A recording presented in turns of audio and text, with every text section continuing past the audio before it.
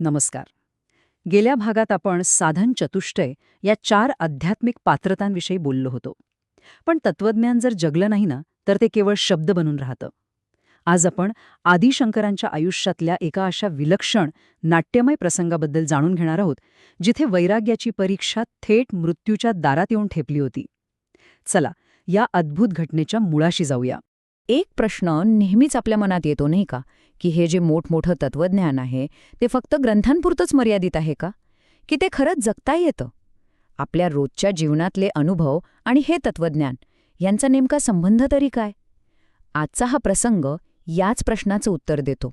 तर आदिशंकरांनी आपल्या दक्षिण दिग्विजयाची सुरुवात केली आणि त्यासाठी त्यांनी पहिलं स्थान निवडलं ते म्हणजे मल्लिकार्जुन ज्योतिर्लिंगाचं पवित्र क्षेत्र श्रीशैलम.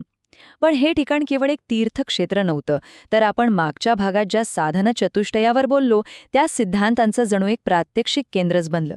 तुम्हाला आठवतंय?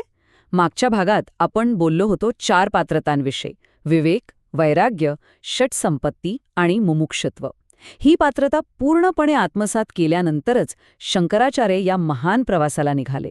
आणि याच प्रवासात या गुणांची खरी कसोटी लागणार होती.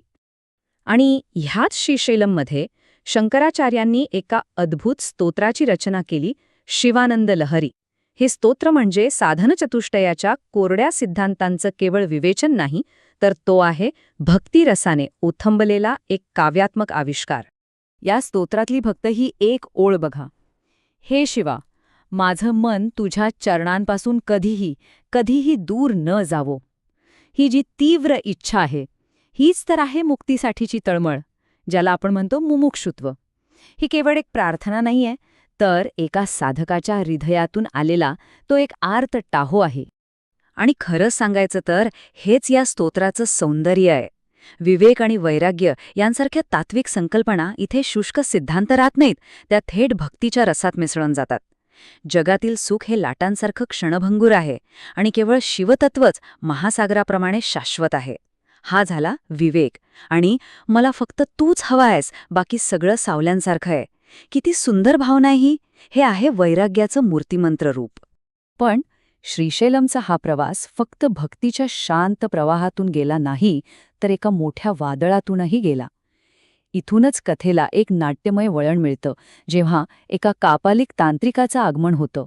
आणि हा प्रसंग शंकराचार्यांच्या वैराग्याची सर्वोच्च परीक्षा पाहणारा ठरला.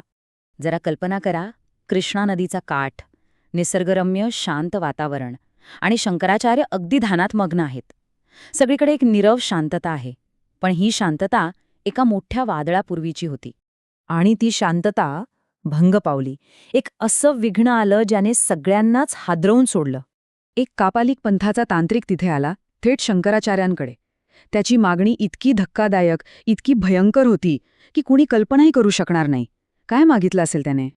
त्यानं चक्क शंकराचार्यांचं मस्तक मागितलं. हो, त्याला त्याच्या तांत्रिक सिद्धीसाठी एका महान संन्याशाच्या नरबळीची गरज होती. आणि त्यासाठी त्यानं निवड केली होती साक्षात आदिशंकरांची. आणि यावर शंकराचार्यांची प्रतिक्रिया? ते शांतपणे तयार झाले. हो, तयार झाले.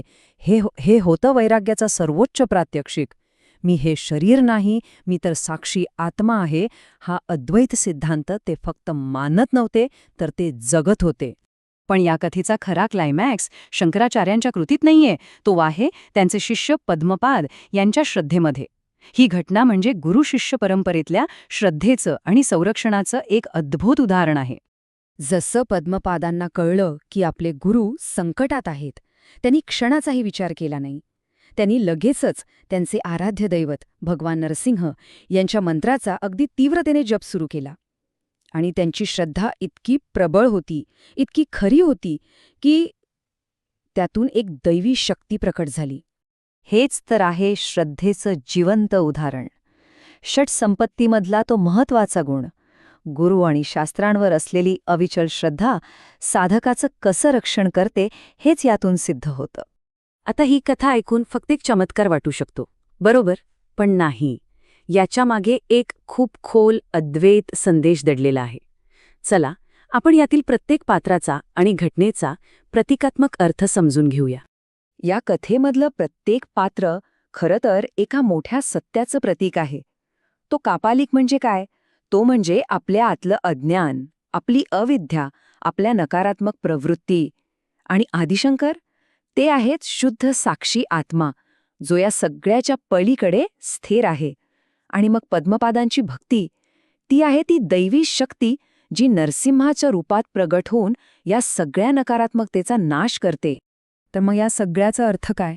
सोप्या भाषेत सांगायचं तर श्रीशैलममध्ये घडलेला हा प्रसंग म्हणजे साधन चतुष्टयाचं एक लाईव्ह डेमॉन्स्ट्रेशन होतं. शंकराचार्यांच्या समर्पणात आपल्याला विवेक आणि वैराग्य दिसलं, तर पद्मपादांच्या भक्तीतून श्रद्धा आणि षटसंपत्तीचं दर्शन घडलं. एक गोष्ट लक्षात ठेवली पाहिजे की आम्ही जे सांगितलं ती आदिशंकरांच्या दिव्य जीवनातील केवळ एक झलक आहे.